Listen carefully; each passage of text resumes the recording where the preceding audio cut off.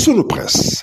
À la présentation Aïcha Toupam. Sunu Presse vous est offert par le Grand Carnaval de Dakar. Bonjour. À la présentation du nouveau référentiel des politiques publiques, la rationalisation des dépenses de l'État, les préparatifs des législatives, entre autres sujets soumis en exergue par les quotidiens reçus ce matin. La vision Sénégal 2050 dévoilée aujourd'hui, titre le quotidien national Le Soleil.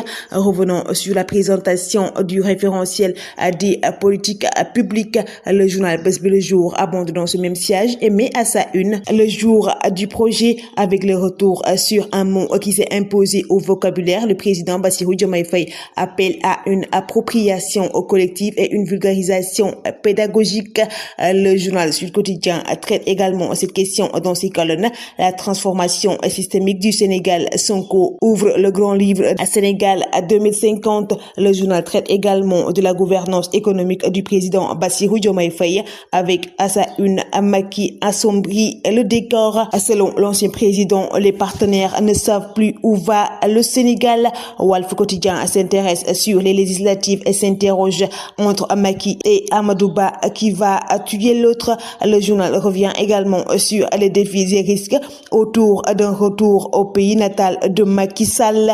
Macky galvanise ses troupes et clash Diomaye et Sonko, lit-on en première page du journal Les Échos. Selon l'ancien président du Sénégal, les Sénégalais sont depuis 6 mois dans un avenir incertain. Réumi Quotidien revient sur l'utilisation abusive de la signature des Wade.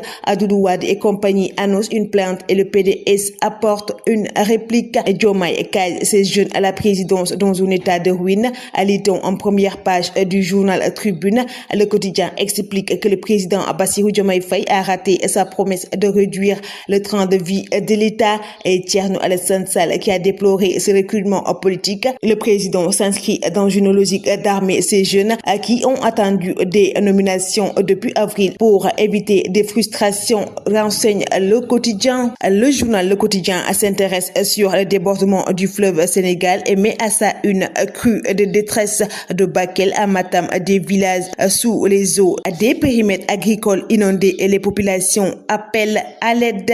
Le journal Libération revient sur l'affaire Prodac et les 2,3 milliards virés avant l'enregistrement du contrat. Un ordre de démarrage a été émis le 25 mars 2016 alors que le contrat a été notifié le 25 juillet 2016 à Green 2000. L'IGF s'étrangle de rage face à un anachronisme difficile à qualifier.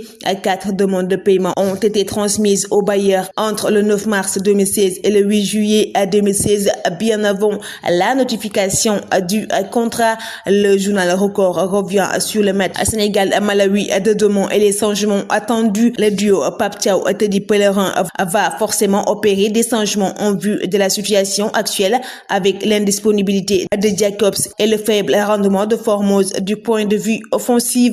Le Carnaval de Dakar célèbre le riche patrimoine culturel africain.